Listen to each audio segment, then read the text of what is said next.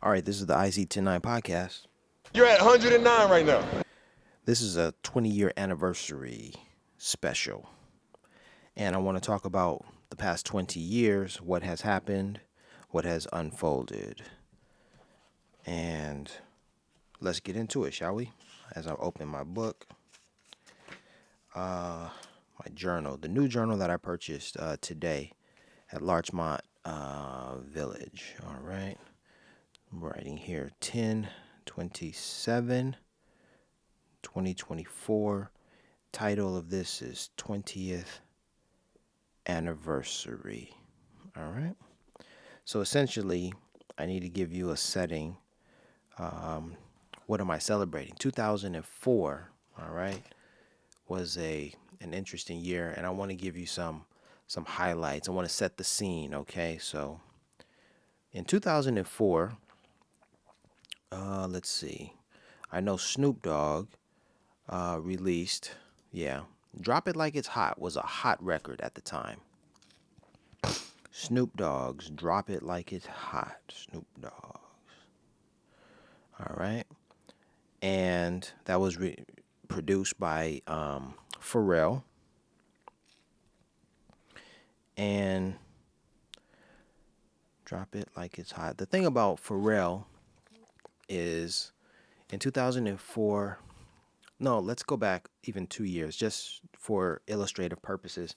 In 2002, um, I was fascinated with Pharrell's movement, the ice cream brand. It was so expensive. I remember looking at the website and trying to see if I could purchase something, and there was nothing on that website that I could afford. Everything was $200 or more, around that, around that price point, and it was beyond me. And I had no idea of how I was ever going to get there, get to the point where I would, plunk down that money to get that those clothes.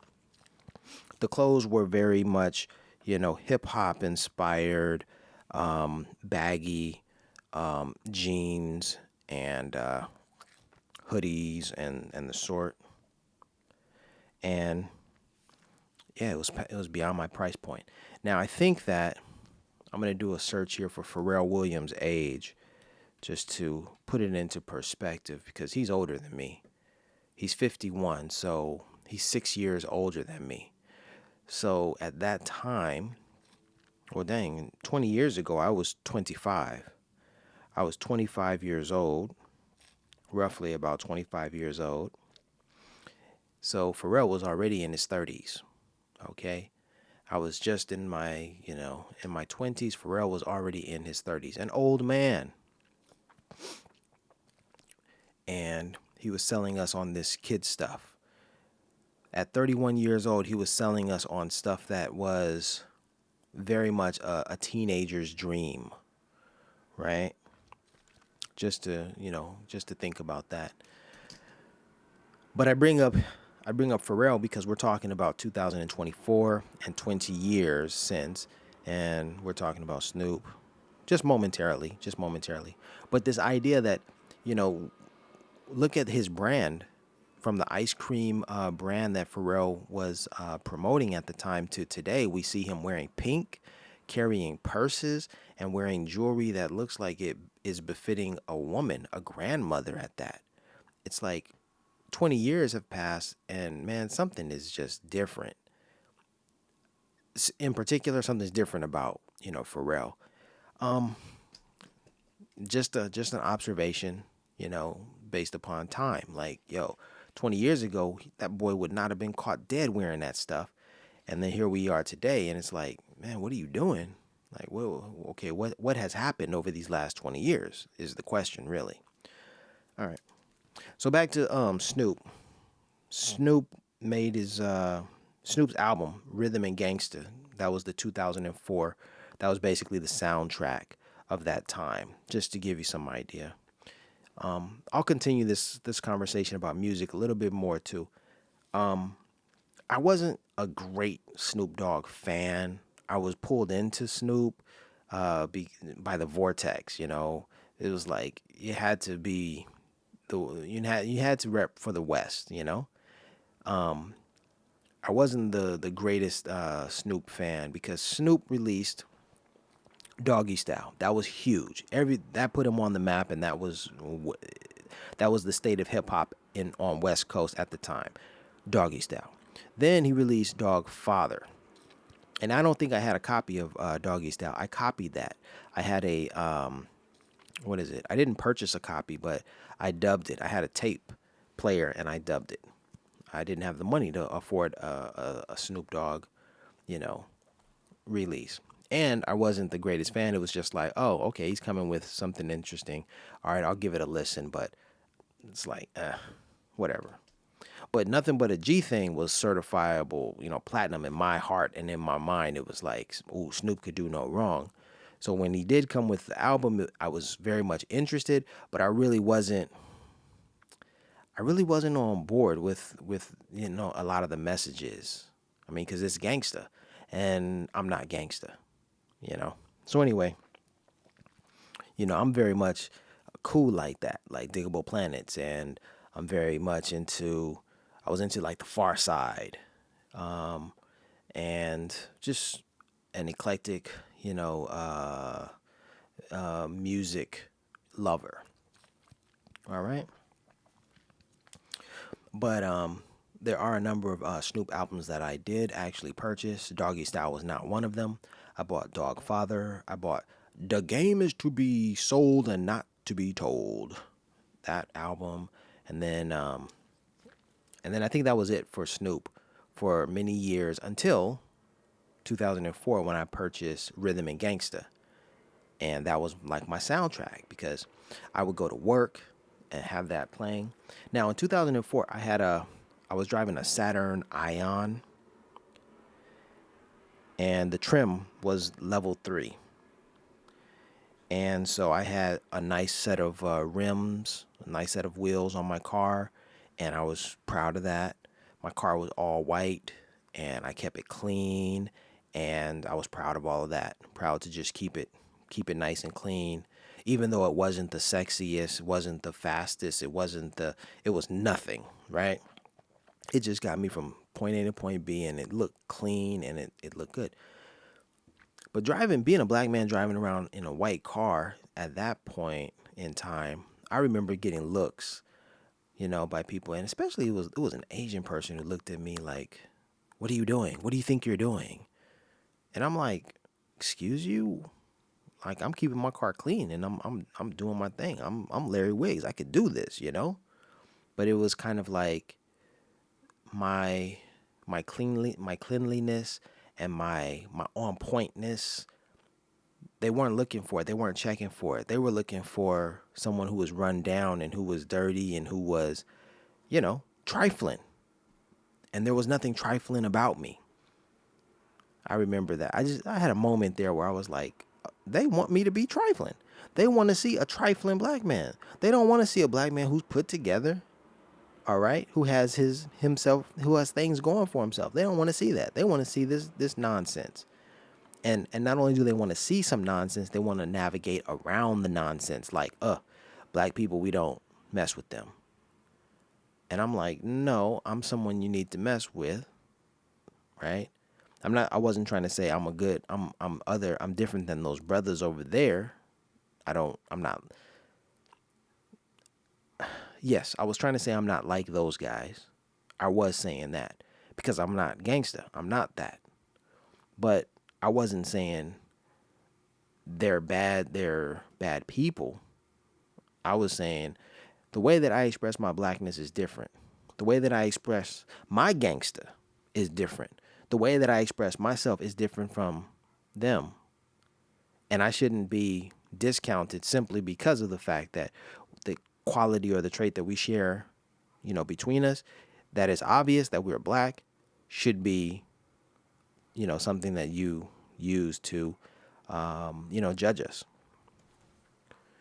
to dismiss us, really, But anyway, so there I was rolling my Saturn Ion, very different dude. I was in my own world doing it how I like to do it. I remember one time Chris Rock in his comedy was talking about how he enjoyed listening to the music of No Doubt with Gwen Stefani, and I remember playing Gwen Stefani's music in my car one day. It was loud enough for someone to hear outside my vehicle. And as they were passing my vehicle, I think it was a white man. As they were passing my vehicle, they heard the music and they looked at me as if to say, "What are you doing? What are you doing listening to that?" And I'm like, "Excuse you, I will listen to whatever music I like." And I think it was Hollaback Girl. Was it Hollaback Girl that I was listening to? It was another Pharrell Williams produced track, and I loved it, and I was like, that song is dope. But the person who saw me listening to it was like, dude, that's not a song that you should be listening to or promoting. I'm like, man, that beat is crazy. I love it. So anyway, all right, so let's keep it moving. So 2004, Snoop Dogg's Rhythm and Gangsta, that was my soundtrack. I was listening to that. But I think 2005 was quickly approaching because when I'm talking about the 20th year anniversary, I'm talking about basically December 2004. That's when I graduated from university. All right. Graduated from Cal Poly Pomona. And let's see. So just before graduating from Cal Poly Pomona, I got a job and I was working for the company Axiom, which was had offices in Burbank, California. And I was driving from my mom and dad's home where I was staying with them, rent free. So everything that I was earning, I could save that money. Come to think of it, that was such a beautiful time in my life because I was rent free. I was earning a little bit of money. I was earning $15 an hour working at Axiom. I had like a $250 $250 per month car note. All right. I'm writing this down as I'm saying it. $15 an hour, $250 a month car note, no rent,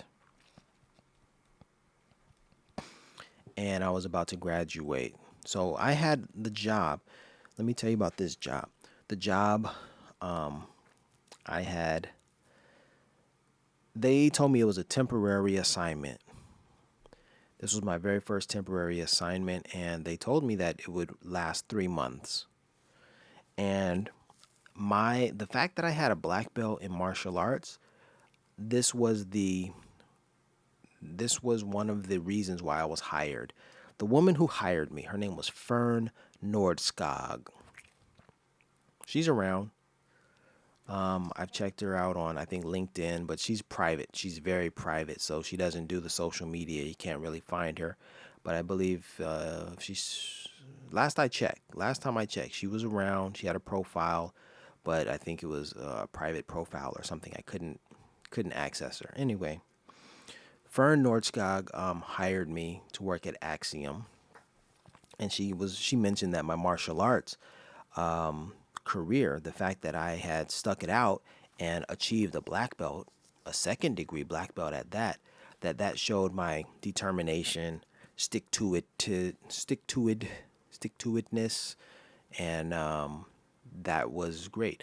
The fact that I was getting a college degree didn't really play into my hiring. I mean, that was good, but it was like she was leaning into the martial arts more so like, martial arts, that really speaks, to your character or whatever. And I'm like, not the fact that I'm getting a degree in finance, like what? And so the job that I was hired to do, it was well below my my standard. Like I was going to be a college graduate in like the next 3 months, and I needed an entry level position into a Fortune 500 company, and that would lead me to other opportunities. And I was being hired to be a data entry clerk, a data enterer, and the reason was because I mean, that's all that I could get. I didn't have any inroads into these corporations. I didn't have any contacts. Um, and my GPA sucked. So I didn't really look as good on paper. Like, I could tell you that I graduated with a degree in finance, but my GPA did not say, hey, he's the best in finance. You should hire him. He's all that. And plus, the school that I went to wasn't even, really finance geared. That was just the major that I chose in that field because I was curious about it. And, but anyway, so where am I going with this? Well, it's just interesting. It's important to reflect on, the past to see what, to actually see what has changed about you, about life, about, a lot of things. And then also to decide, okay, where am I going to put my energy for the next 20 years? What am I, going to do? Excuse me. So let's get more into that time, 2004. So in 2004, I had never traveled internationally, never been abroad. I had been to New York, Las Vegas, took a train with my family, cross country. Well, we drove cross country. My father drove us cross country, and then we took Amtrak back. So that was the extent of a lot of my travel. I've been to Florida a number of times, and but I really wasn't a traveler. Now my sister had been traveling, and my sister had been to international, locales before me, and her mind had already expanded. She knew what possibilities there were, and she was, far more mature than I was, and so she made the commitment to study Spanish, and she traveled to Spain and Oaxaca, Mexico, and Spanish was her major in college. So as of today, October 27th, 2024, I am studying Spanish vociferously, voraciously. All right. Um, I'm very much into it, and it's part of it's part of what I'm doing now. But 20 years ago in 2004, I didn't have any idea where to put my energy. All I needed or all I knew is that I wanted some money. Now here's this idea. When I was in college, my mom always told me, if you can conceive it, you can achieve it. You can achieve it. And so that really led me to choose a major that I was interested in, that I wanted a degree in, but I wasn't prepared to undertake. I wasn't prepared to undertake the study of that major. And so it really wasn't the best decision. It wasn't the best choice for me, but I made it because I was like, yo, I want that. And so and my mom's words echoed in my mind. If you can conceive it, you can achieve it. And so I stuck it out. I stuck through it, and I was determined. I was tenacious, persistent, because I wasn't fit to be a finance guy, but I got the degree anyway. I had to retake courses, and it was just a mess. But yeah, I stuck with it, and I made it through. Um, but I was also confident, and all I believed is that just having a degree is better than not having one. Just get the doggone degree. And it took me 3 years longer than it should take anyone to get a 4-year degree. I mean, after all, it's meant to be earned in 4 years. It took me 7 years because I was taking classes, repeating the classes, and just it was just a mess. And the idea of repeating classes was new to me. I had no idea that if you didn't do well, you could repeat a class. I had no idea because all throughout my private school education, it was a one time, you know, one time hit or quit. You've got one opportunity, you miss it, you're out the game. You're out the game of life forever. That kind of thing. So there was a lot of pressure on you gotta succeed. And when I discovered, oh, if you didn't succeed the first time, you can try again, which that was a song by Aaliyah. Never forget that song because when that song was released, I was at a point in my life when I needed to try again, and I was like, that message, resonates with me. So that song, "Try Again," was released in the year 2000, and so it was 1997 when I got into college. So by 3 years into college, that's when I started to hit the wall and things weren't working for me, and I had to repeat. I started to repeat classes, and it was like, oh darn, this this degree is this career of mine, this academic career is going to take me longer. That's when the reality set in 2000, 3 years into to college. It was like, man, this is rough. I'm on my own out here. My classmates, who are the same age as me, they're going to graduate in a year. I'm going to still be here. Yeah. So those realities started to set in. But that song, "Try Again," was my soundtrack. I was like, yeah, man, just keep going, try again. So I continued to try again. Um, so 2004, I was working for Axiom. Snoop Dogg's album was released. I was driving a car. I had no rent to pay. I had a $15 an hour job, which I think was really low. Even though at the time $15 was decent, but for a college graduate, I should have been pulling 25, right? Should have been making more. Um, so I stayed in that job. They told me it was a 3 month project, and I stayed there for 6 months. And they told me that they had no end in sight. They were like, you know what, this position can go into the future. And I'm like, that's good to know, but at the same time, it was like, well, I don't want to. This isn't the job that I want for myself. You know that part. This isn't the job for myself. So for me, this isn't my job. This is just something that I needed to get some money, and I've got my degree, so I'm ready to move on to bigger and better things. This was my mentality, my ideal. And so I eventually left. I stopped showing up to work. But one of the reasons why I didn't like that job and why it didn't resonate with me is because, so I remember working 2 days. I think it was a Tuesday and a Wednesday. Some At some point in the middle of the week, we were working and we were doing like 12-hour work days. It was a payroll processing company, and what we had to do is, for each, we had to cut the checks. We had to, you know, add, multiply, and create the amounts. This actor is his pay rate is X, Y, and Z.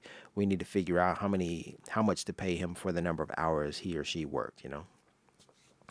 And it was payroll processing, and we had the Playboy account. There was a payroll master or something. She was over me. She had the account, but she needed data enterers to help. So she was like, "Hey, I work pretty well with you. Why don't you help me with my account?" And I'm like, "Okay, whatever." So an 8-hour day stretched to a 12-hour day. And although we were getting overtime, which was a beautiful thing, it was just too draining. And I was just like, I can't see myself being here for 20, 30 years. What the heck?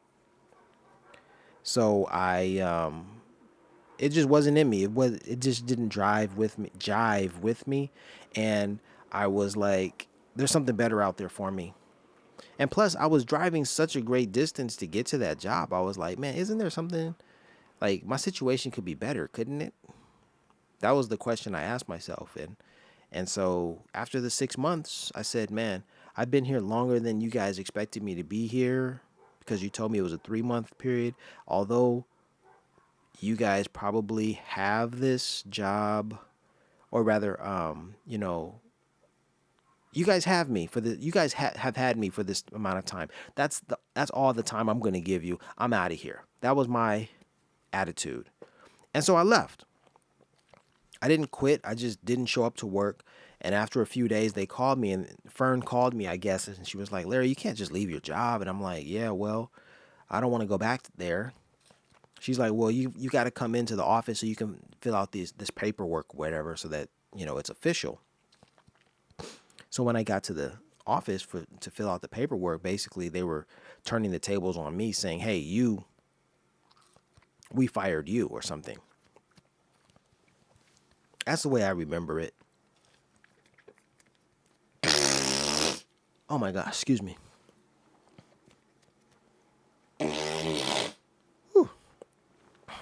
All right.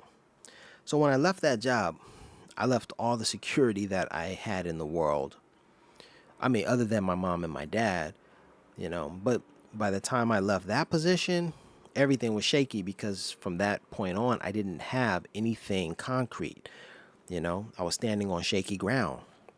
And after I had gotten that job, my mom and or my dad was like, "Well, you can support yourself. You can find your own place to live, so you got to move out." And that's when things were like, "Oh man, I've got to do this all on my own." I didn't have any savings, didn't have a job anymore. I had a $250 car note I had to pay, and it was like, dang man, I was doing well being at my mom and dad's home with that job, but now that I'm not working, they don't want me in the house, and I'm like, okay. I think that was the very first time they tried to kick me out of the house. Like when I was in school in college, I lived on the campus for a few years, and then when I was supposed to have matured. I was supposed to have found my place in society at some point, and found work outside of school so that I could afford my own apartment. But I couldn't do that. I was just trying to take my classes, trying to get the degree, and I didn't have any options for work or money. So I was really out of luck. And I was back at my mom and dad's home after a few years, three or four, maybe 3 years. After my third year in college, I was back at home, and I had 4 more years. So when I was living with my mom and dad for those next 4 years, well, actually, yeah, for those 4 years, for those the rest of those 4 years, I was with my mom and dad. So by the time I got my degree, by the time I was ready to graduate, mom and dad were like, "Well, you got your degree, you got a job, now get an apartment and get out of our home." So that was the first time they wanted me out. I moved out, and in 2005, I had an apartment. My mom and dad helped me get an apartment, but I moved out and had an apartment for about 2 months.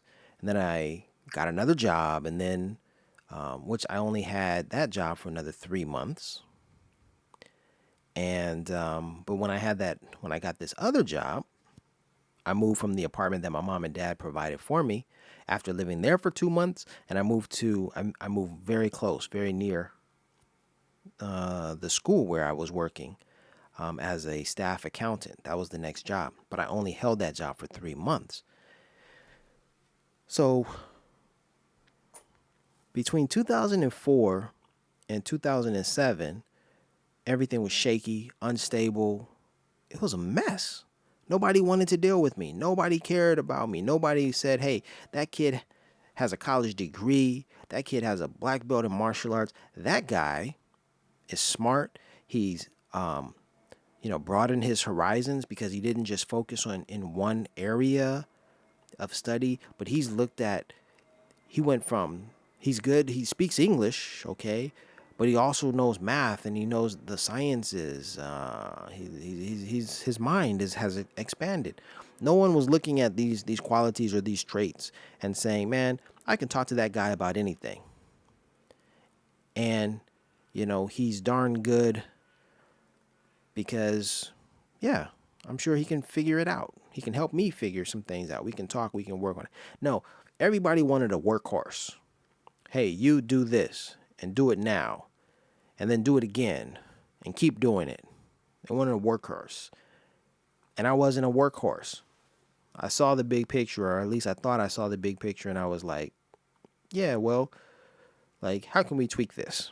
Like, no, you're the little guy. You're supposed to be doing the work. We tell you how we are going to tweak this, and we're the ones who are going to look at it. So I was just out of my place. I wasn't a good employee. You couldn't just tell me, here, this is what you have to do that, shut up, you know, because I wanted to talk and I wanted to see the big picture and stuff like that. So anyway, 2004 was it was the year I graduated, but then 3 years later after graduating, I was still on shaky ground, and that's when I left America, and that's when things changed for me dramatically. 3 years after, because, and that's I'm gonna have to have a 2027, 20-year anniversary to celebrate, leaving to Korea, because that year was monumental for me. Because when I was in America, in Los Angeles, I had to pay rent, I had to pay a car note, needed a car. Of course, jobs. I had to have a job, and my job situation was iffy, sketchy, unstable. And of course, just food and everything. You had to afford everything. Everything, you had to do that. And for me, it was just like it wasn't working. So yeah, I have to have a 20th anniversary special for 2007 and 2027, because when I left America, I no longer needed a car because public transportation in Korea was just perfect. And but more importantly, I lived within walking distance of my job, so there was no need for a car. My apartment was free in South Korea, and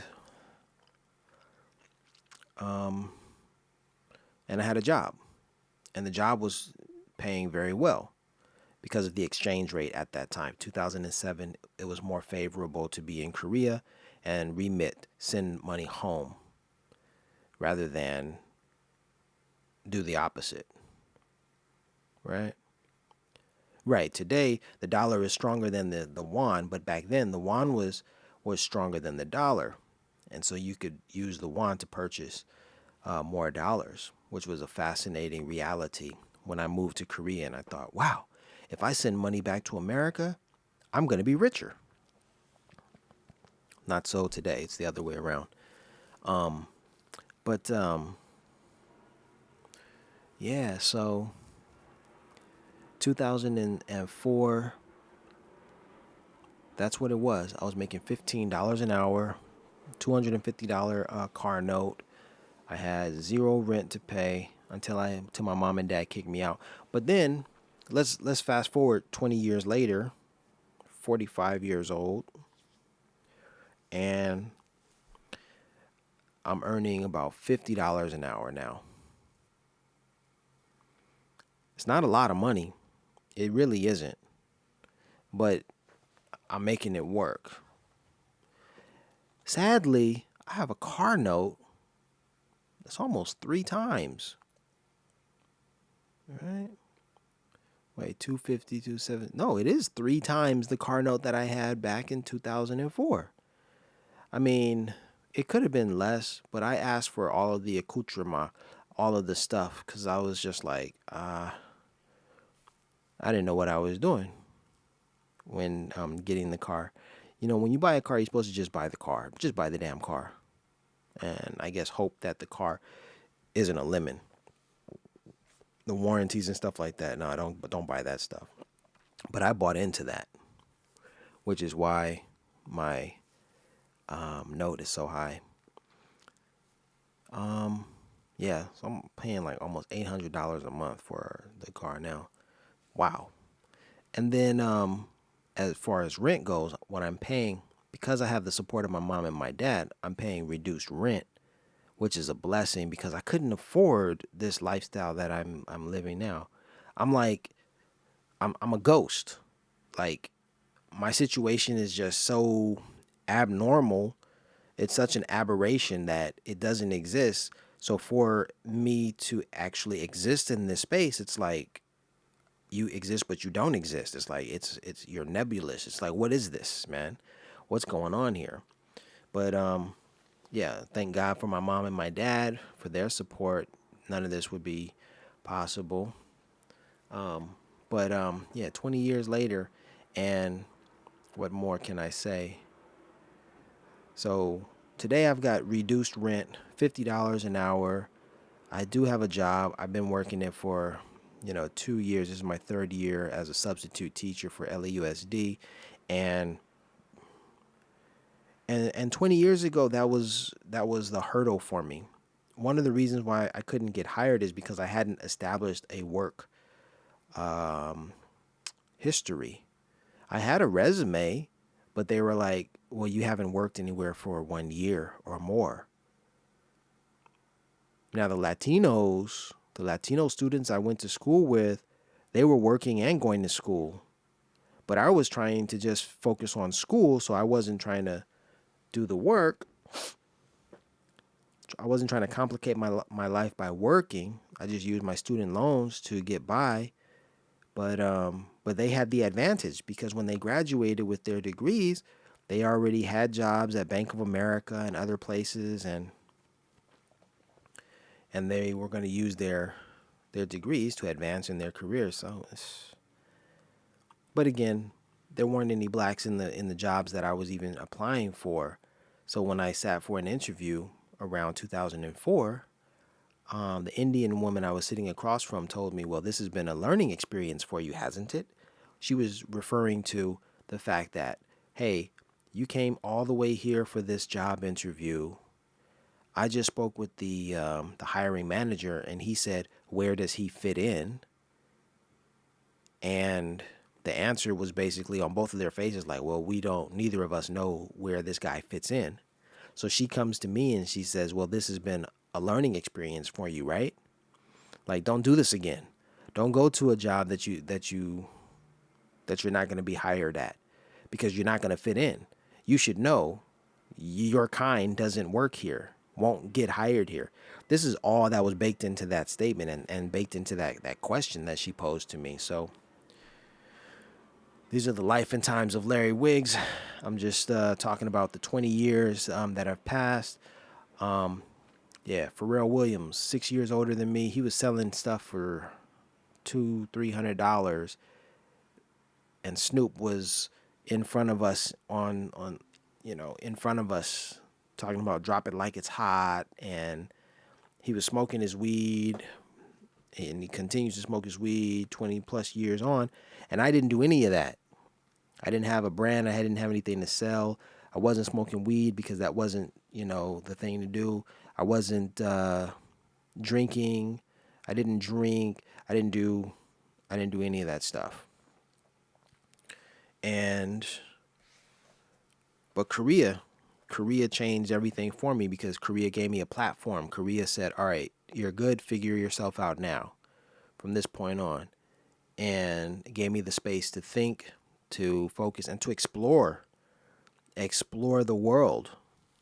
I didn't really get to explore the world until later because even Korea, the Korean income, what I was earning, didn't allow me to just get up and fly away and then, come back to work or whatever. No, I was still stuck in Korea, but but Korea was actually more, it sustained me, right? In America, I was just drowning in debt, credit card debt, drowning in bills, and just like, ugh, is this the American dream? What is this? Korea was more like, okay, get yourself together.